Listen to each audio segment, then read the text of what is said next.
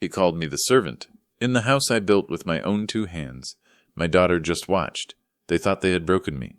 They were about to find out that even old wood can burn. If you're listening to this, subscribe to the channel and let me know where you're watching from. It helps more than you know. My name is Thomas, and I need to tell you how my sanctuary became my prison. The smell of pine needles and roasting turkey hung heavy in the air. It should have smelled like Christmas. To me, it smelled like a lie, a performance. I stood in the hallway, running my hand over the oak banister. Smooth, solid. I installed it 35 years ago. I was a builder, a carpenter. This house was my life's work. I built it for Mary. Every board, every nail was a promise to her. This house was our history, and someone was trying to erase it. Mary's been gone 3 years now. The cancer took her slowly, then all at once. The silence after she left was deafening. The house felt too big, too empty. The walls seemed to echo with the quiet. I was 68, still strong. My hands still knew the feel of wood. But the loneliness? That was a weight I couldn't lift alone. I thought I was fixing the silence. I was actually inviting the storm. That's why I said yes when my daughter Sarah suggested they move in. She and her husband Ryan. We were sitting on the back deck, the deck I built when Sarah was just a baby. "It's silly for you to rattle around here alone, Dad," Sarah said. Her voice was soft, so much like her mother's. It always got me. "We're struggling with the rent hike," she continued, twisting her hands in her lap. A nervous habit she'd developed lately. "We're trying to save. It helps us. And we can help you." I wanted to help. I wanted my daughter close. I wanted laughter in these rooms again. Ryan just nodded, staring at his phone. He worked in finance. Always busy. Always important. "It's a smart move, Thomas," Ryan added, not looking up. "Maximize the asset." My home, an asset. I should have seen the warning signs then. The red flags were everywhere. But I was blinded by grief, blinded by hope. So I agreed. And that was the moment I opened the door to the man who would try to destroy me. At first it felt right. The noise filled the empty spaces. Sarah's humming in the kitchen. Ryan's loud phone calls in the study. It felt alive, but slowly, almost imperceptibly, the house began to change. It started with the small things, the things that mattered most. It started with the armchair. It was my favorite chair, worn, comfortable. The fabric was faded. Mary used to read there every night. I still sat in it, drinking my coffee, feeling close to her. One Tuesday I came down for breakfast. The space by the fireplace was empty, just gone. In its place stood a sleek, cold leather sofa. It looked like something from a hotel lobby. Expensive, uninviting. "Where's the chair?" I asked, confused. My heart started to pound. Ryan was sipping an espresso from a tiny cup. "Oh, that old thing? I had it moved to the basement." "The basement? Why?" "Thomas, let's be honest," Ryan said, smoothing his expensive tie. "It was shabby. It didn't fit the aesthetic we're going for." I stared at the leather sofa. Cold, empty, shabby. He called Mary's chair shabby. I didn't argue, for Sarah's sake. I let it go. But a small piece of me chipped away. I didn't realize how quickly those small pieces would add up. Then it was the photographs. The mantelpiece in the living room was crowded with them. Mary and me on our wedding day, Sarah's graduation, decades of our lives. One afternoon I found the mantel bare, clean, sterile. In their place, abstract art, cold, meaningless swirls of paint. Ryan called it an investment. I called it erasure. I found the photos stacked in a dusty box in the study, tucked away on a high shelf. I had to use a stepladder to reach them. My hands trembled as I picked up the frame of Mary and me at the Grand Canyon. He said the mantel was too cluttered. "Dad," Sarah had whispered when I asked her. She wouldn't look me in the eye. She rarely looked me in the eye anymore. Cluttered. My life was cluttered to him, and the realization hurt more than I expected. The changes weren't just physical. My routines were dismantled. I used to spend my mornings in my workshop. The smell of sawdust was my therapy. It kept my hands busy. It kept my mind clear. Ryan started complaining about the noise. "Thomas, I'm on a conference call with Hong Kong," he'd shout from the study window. "Do you have to run that saw right now?" I started waiting until the afternoon. Then he complained about the sawdust tracking into the house. Slowly, the workshop door stayed closed. The tools gathered dust. I felt myself shrinking, becoming smaller in my own life. I was losing myself, piece by piece. But the real damage was happening quietly, behind closed doors, in the numbers on a screen, the numbers I no longer understood. My retirement savings had been dwindling. Mary's medical bills had taken a chunk, but I was careful. I had enough to live comfortably, until Ryan offered to help. We were in the study, my study, the room Ryan had claimed as his office. "Thomas, your portfolio is stagnant," Ryan said, leaning back in my chair. "You're too conservative. You need to optimize your investments." "I'm comfortable, Ryan. I don't need risks." "It's not risk, it's strategy," he insisted, his voice smooth as silk. "Let me manage it. I can double your returns in a year. Think of Sarah. Think of your future grandchildren." He used Sarah as leverage. He knew my weak spot. I trusted him. He was family. I signed the papers giving him access. And just like that, I handed him the keys to my future. And he locked me out. The numbers kept going down every month. The statement showed losses. Significant losses. "What's happening, Ryan?" I asked, anxiety tightening my chest. He always had a smooth explanation. "Market volatility," he'd say, waving his hand dismissively. "It's a temporary downturn. But this is the third month in a row. Short-term adjustments for long-term gains, Thomas," he'd snap, annoyed. "Do you understand finance?" "No, so let me do my job." He made me feel stupid, old, out of touch, and I believed him. I thought I was the problem. I didn't know he was the one bleeding me dry. And he was just getting started. This Christmas was the first time they were hosting the big dinner. Mary and I always hosted. It was our tradition. Mary loved Christmas. She made the house feel warm and magical. But Ryan insisted. "Thomas, let us handle it this year." He had said a few weeks ago. He clapped me on the back, harder than necessary. It always felt aggressive, not friendly. "We want to show everyone how a real Christmas party is thrown," he bragged. "You deserve a break. Relax. Enjoy the fruits of my labor." The fruits of his labor, paid for with a check I had signed. Reluctantly, for party expenses, a staggering amount, I bristled at the implication that Mary's parties were somehow lacking. But again, for Sarah's sake, I held my tongue. I didn't realize this party wasn't a celebration. It was a coronation. The day of the dinner, the house was chaotic. It didn't feel like Christmas. It felt like a corporate event. Caterers Ryan hired were everywhere. Strangers in white coats rushing around my kitchen like they owned it. The head caterer, a tall man named Pierre, was shouting orders.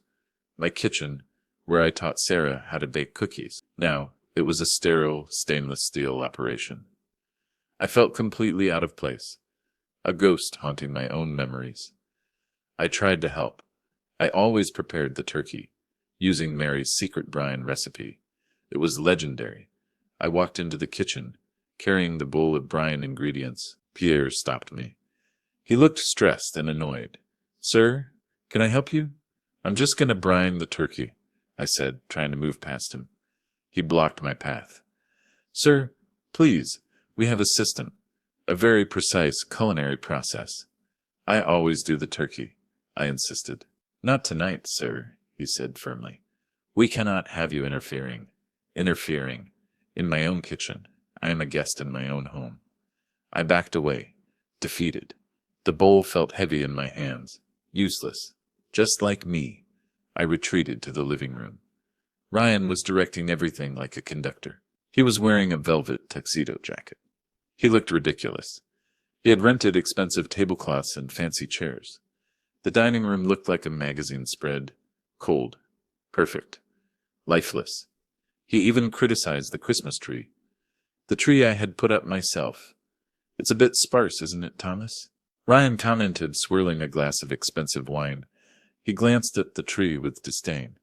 "It's fine," I said quietly. "We should have gotten one of those professionally decorated ones," he continued.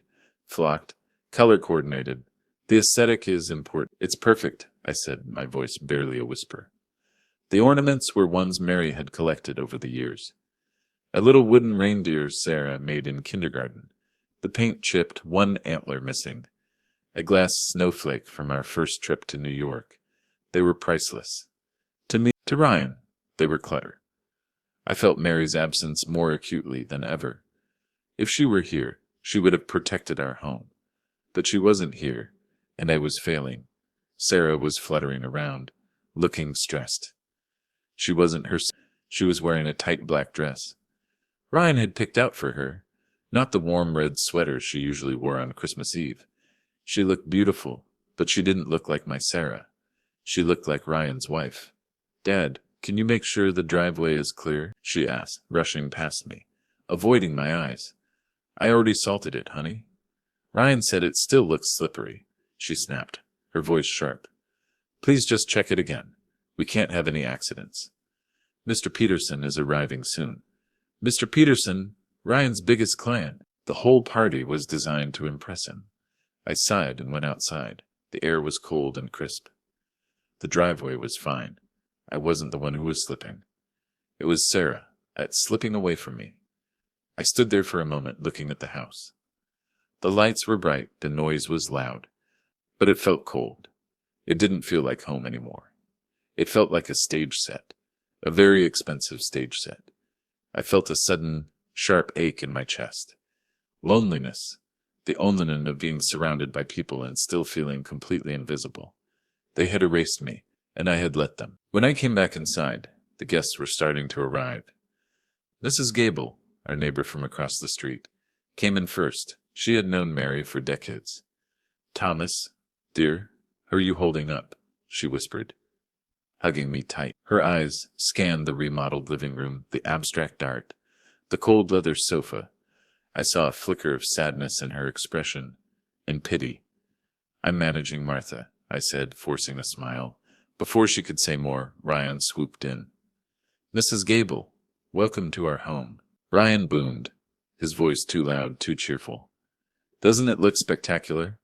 We've really brought this old place into the 21st century. Our home." The word stung like a slap. This wasn't his home. He hadn't laid the foundation. He hadn't built the walls. He was just a tenant. Mrs. Gable raised an eyebrow. "Certainly, different." Ryan didn't catch the subtle criticism. He was too busy basking in his own glory. The house filled up with people, Hester Ryan's friends, clients, people who looked just like him. Loud voices, expensive clothes, empty eyes. They barely acknowledged me. The old man in the corner, wearing a sweater instead of a tuxedo. I was invisible, irrelevant. I watched as Ryan held court near the fireplace, bragging about his success. And then he started talking about the house. My house. He was talking about renovations, big renovations. "We're planning to tear down the back deck," he announced to a small group of admiring listeners. Mr. Peterson was nodding approvingly. "The deck where Mary and I used to drink coffee every morning, where I proposed to her." My heart clenched. "We're putting in a swimming pool," Ryan continued, gesturing grandly. "Infinity Edge. Very high end." "A pool adds significant property value," Mr. Peterson commented. "Exactly," Ryan beamed. "This old house has good bones, but it needs a complete overhaul." My blood began to boil. Good bone. He talked about my home like it was a fixer-upper he found on a discount listing. I had tried to be patient. I had tried to be understanding. But standing there, listening to him plan the destruction of my memories, something inside me shifted. The patience was gone. All that was left was anger, and it was about to explode. "Dinner is served," Ryan announced grandly, gesturing toward the dining room. The table was set beautifully. Crystal glasses, gold cutlery, expensive china. But it was cold. It looked like a picture, not a family dinner table. There were name cards, little gold embossed pieces of paper telling everyone where to sit. It was another way for Ryan to control everything, to show his power, to show me my place. Everyone began to move toward the dining room. I waited for a moment, steeling myself. I knew where I belonged. I walked toward the head of the table. That was my chair. It had always been my chair. Mary sat on my right, Sarah on my left. It was tradition. It was respect. I didn't even check for a name card. I reached out to pull the chair back. My hand touched the smooth wood. The room was loud with chatter. I reached for my chair. A hand suddenly clamped down on my wrist. The grip was tight, painful. It was Ryan. He was smiling, but his eyes were cold and hard. The smile was for the guests. The grip was for me. "Hold on there, Thomas," he said, his voice low but sharp. "I'm sitting down, Ryan," I said, trying to pull my wrist free. "Not there, you're not," he smirked.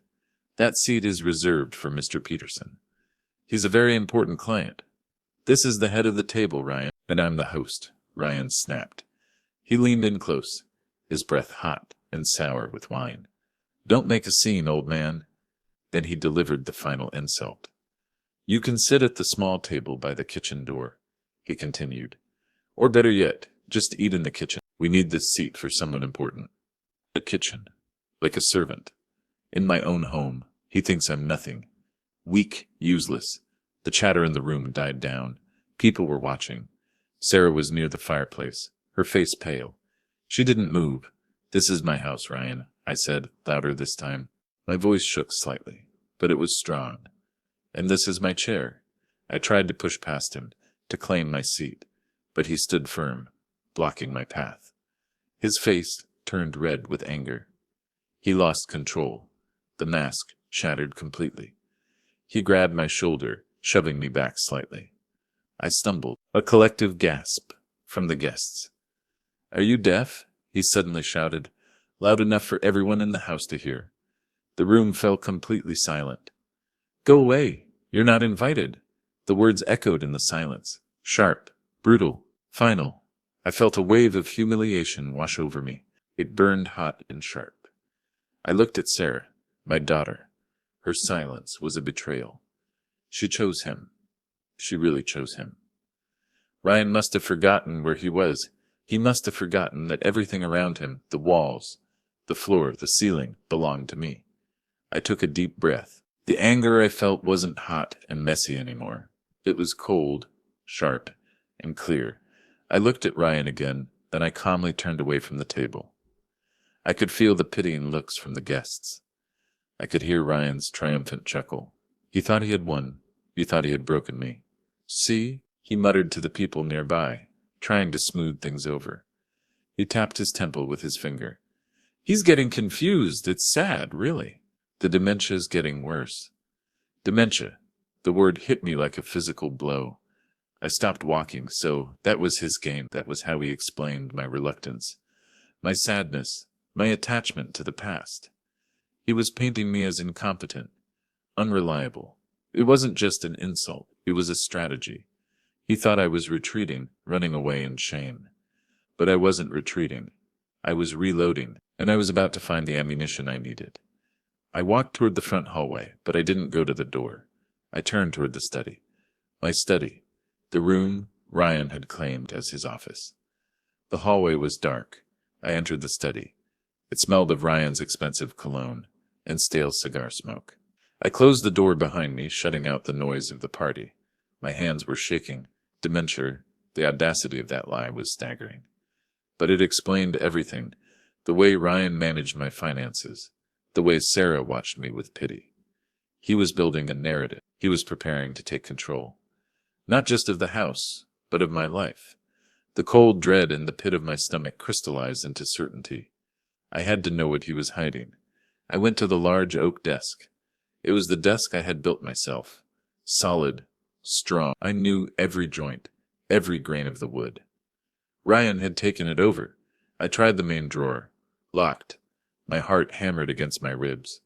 Why would he lock the desk if he had nothing to hide? He knew he had something to hide.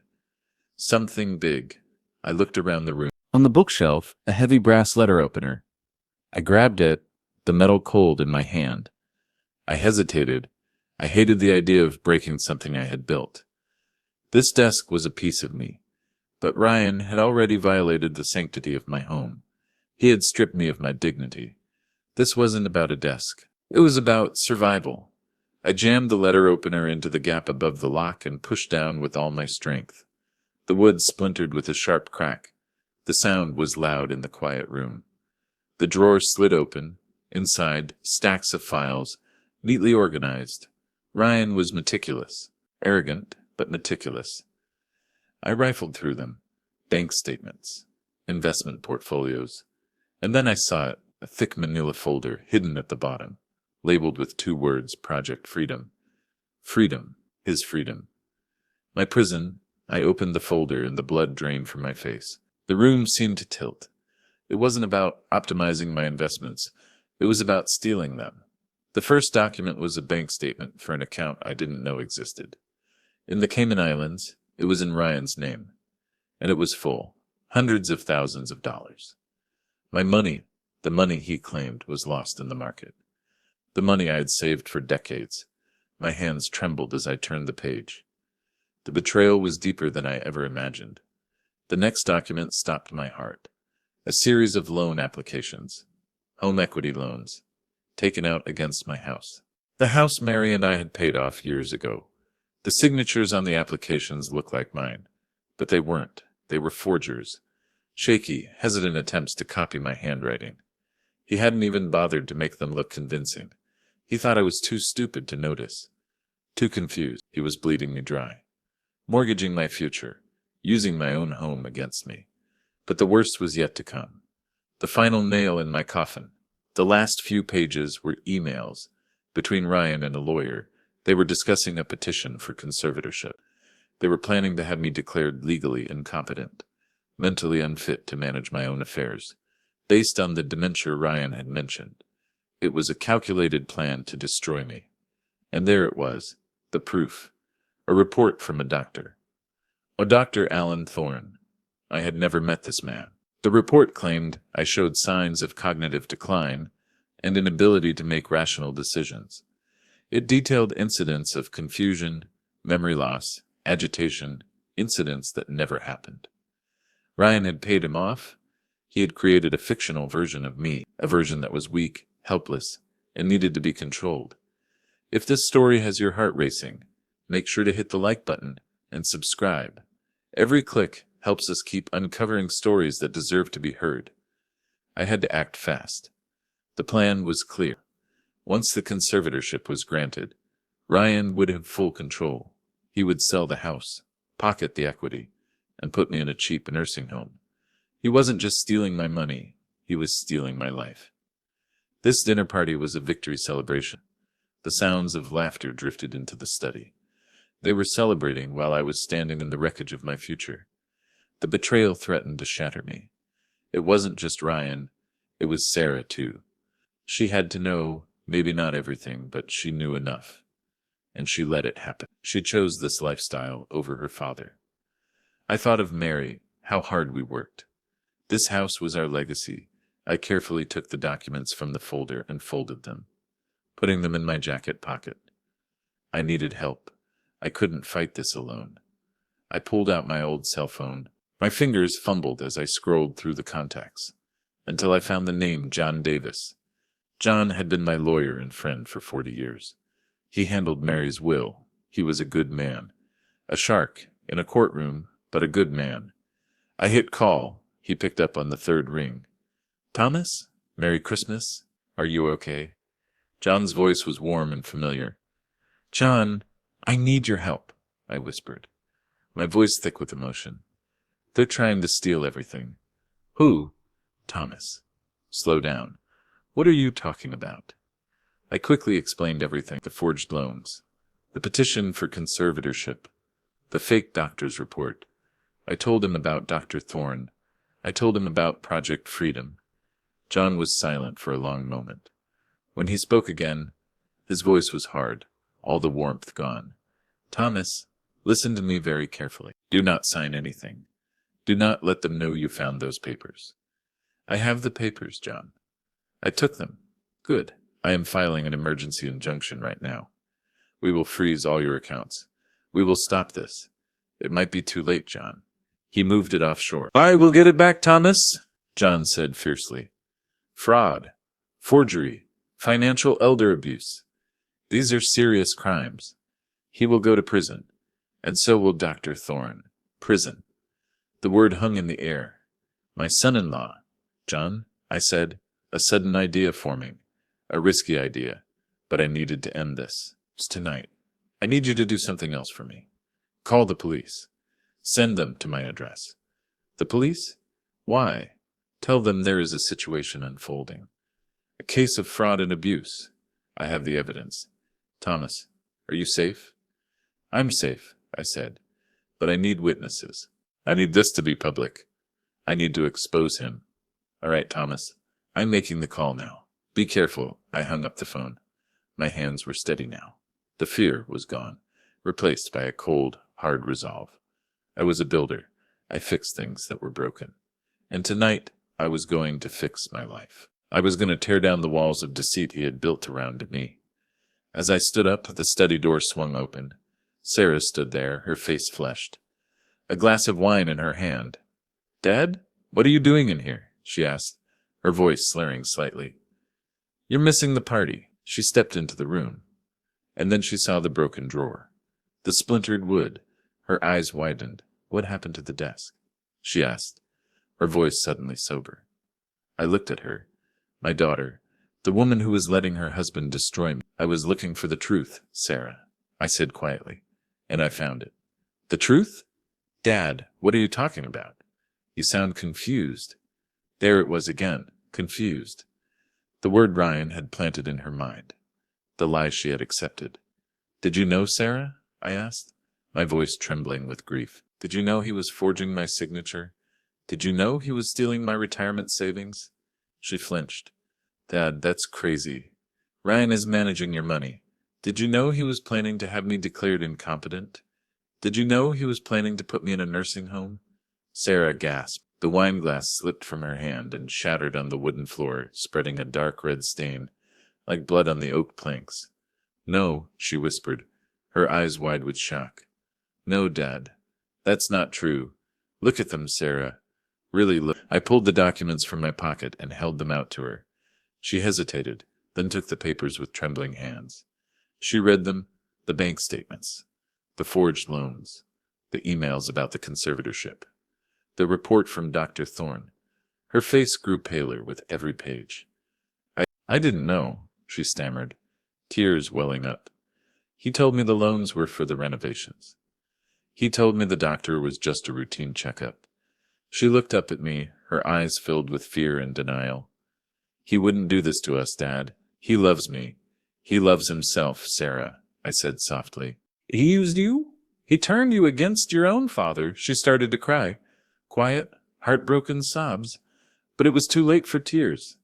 "That's enough." Ryan's voice boomed from the doorway. He stood there, his face red with anger, his eyes blazing. He saw the papers. He saw the broken desk. He knew the game was up. "You," he snarled at me, striding into the room. "You ungrateful old fool. After everything I've done for you."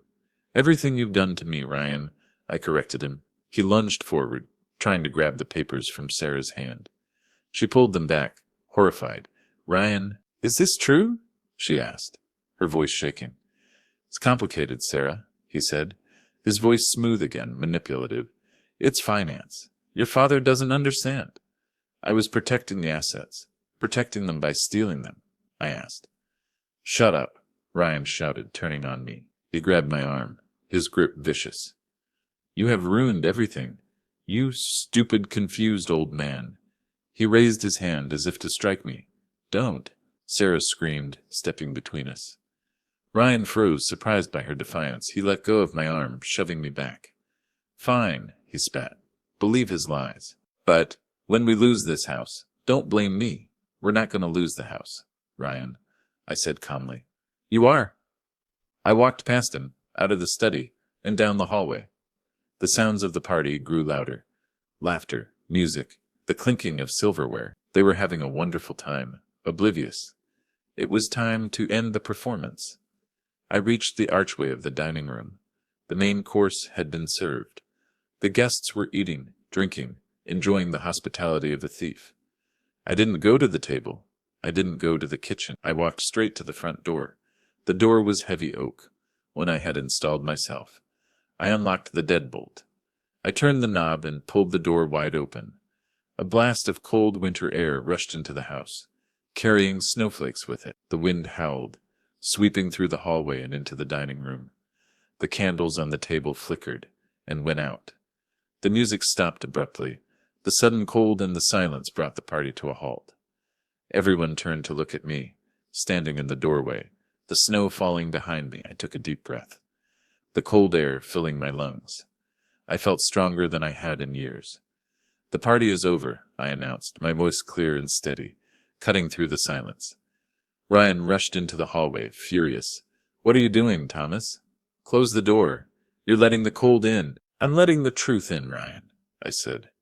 "You all need to leave. Now. Get out of my house." The room erupted in murmurs. Mr. Peterson stood up, frowning. "Your house?" Ryan laughed. A desperate, ugly sound. "Look at him. He's delusional. He thinks he still owns this place." I don't think, Ryan. I know. I pulled the documents from my pocket and held them up for everyone to see. "I know about the forged loans," I announced. "I know about the stolen money. I know about the petition for conservatorship." I looked directly at Mr. Peterson. "I know your host was trying to steal my home and throw me away, all while impressing you with my money." The silence that followed was absolute. Ryan's face turned pale. "He's lying. He has dementia. I have a doctor's report."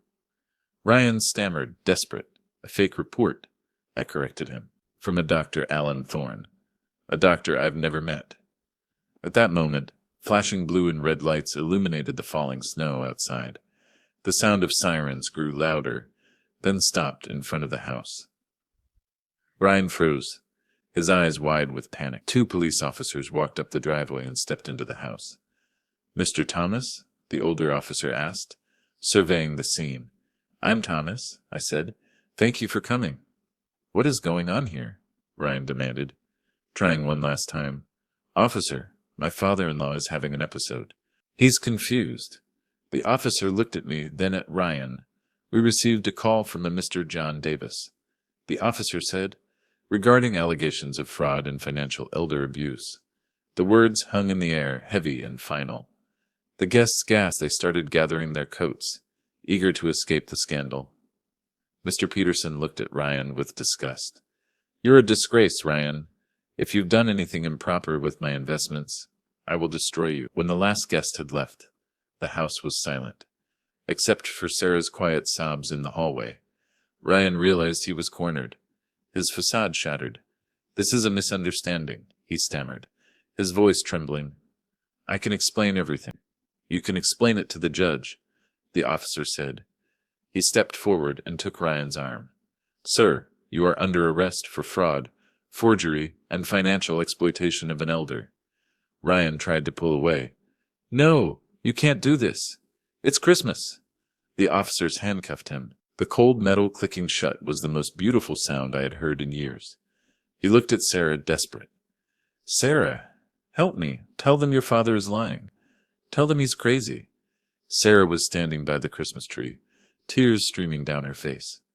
She looked at Ryan. She saw the ugliness in his face, the cruelty in his eyes, and then she looked at me. She took a step back, away from him. "I can't, Ryan," she whispered, her voice broken. "I saw the papers." Ryan stared at her, stunned. He had lost everything. "Fine," he shouted, his voice filled with rage. "Rot in hell, both of you. This house is worthless anyway." The officers led him out of the house, into the cold night. As he passed me, he glared at me with pure hatred. I didn't flinch. I just smiled. Small, sad smile. I closed the door, shutting out the cold, shutting out the betrayal. The house was silent. Truly silent. The first peaceful silence in months. Sarah was still standing by the tree, sobbing uncontrollably. I walked over to her and put my hand on her shoulder. She flinched, then turned and buried her face in my chest, crying like a little girl. "I'm so sorry, Daddy," she cried. "I'm so sorry I let him treat you like that." "I didn't see it," she continued, her voice muffled. "I didn't want to see it. I loved the lifestyle, the money. I was so scared of losing everything." "I know, honey," I said, holding her tight, stroking her hair, just like I did when she was little and scared of the dark. "I know." We stood there for a long time, crying together. It was painful, but healing. The foundation of our area was starting to mend. The walls Ryan built between us were crumbling down. When her tears finally stopped, we walked into the dining room. The beautiful table was still set, the food untouched, the candles melted down to stubs. I sat down at the head of the table, in my chair, my rightful place. Sarah sat down next to me, in her mother's chair. We looked at each other. The silence was comfortable now. "Are you hungry?" I asked. She nodded. We ate together, quietly. The food was cold, but it tasted better than any meal I had eaten in a long time. It tasted like freedom. That night, I slept in my own bed, in my own house. The house was quiet, but it didn't feel empty anymore. It felt like home again. The next few months were hard. Ryan's trial was messy and painful. The evidence against him was overwhelming. Project Freedom was the nail in his coffin. John Davis made sure of that. Dr. Alan Thorne was also arrested. He confessed to accepting a bribe to falsify the medical report. He lost his license. Ryan was found guilty of multiple counts of fraud, forgery, and financial abuse. He was sentenced to 10 years in prison. Sarah filed for divorce. She started therapy, working through the trauma of the manipulation and the betrayal. She realized how much Ryan had controlled her, isolated her, changed her.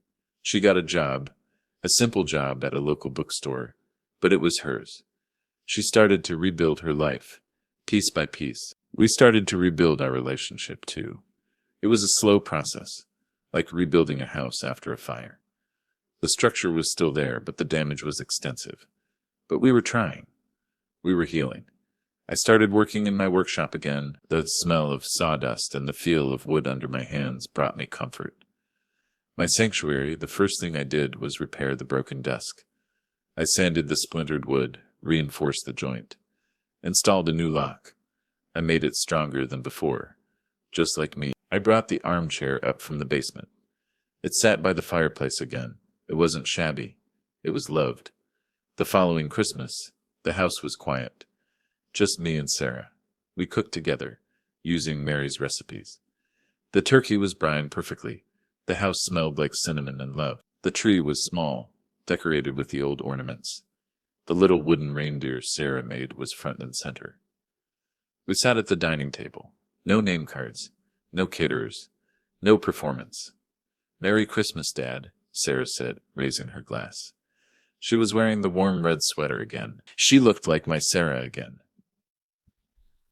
"Merry Christmas, honey," I replied. Later we sat on the back deck, the one Ryan wanted to tear down. We drank coffee and watched the snowfall. The road ahead was still long. The financial damage Ryan caused was extensive. We recovered some of the money, but not all of it.